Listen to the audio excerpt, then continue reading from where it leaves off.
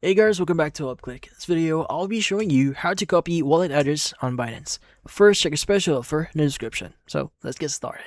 So if you want to copy your wallet address here inside Binance, well, this one is going to be pretty easy. So the first thing that you want to do here is you want to open up the Binance app here, and you want to go and choose the option here that says Add Funds.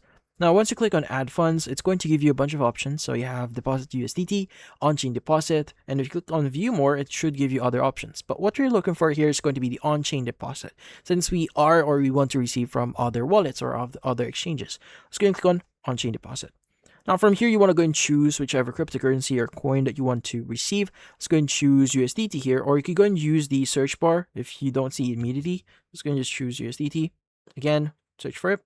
Now you want to go and choose your network. Now choosing your network is something really important here. So in this case, like for example, if the sender here uses the TRX or the TRC20 network, you need to make sure that you are also using that network, because you will lose access or you will not receive your cryptocurrency if you don't choose the correct network.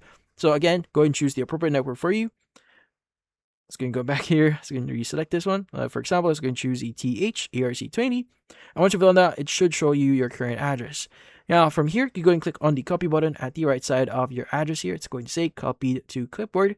And basically, you could go and just paste this in whatever way. You can even like take a screenshot of your page here and share the QR code that you are seeing right now. You can also choose to save and share address at the very bottom if you want. But that's about it. So if you found this video, hopefully hit the like and subscribe button and watch our next video.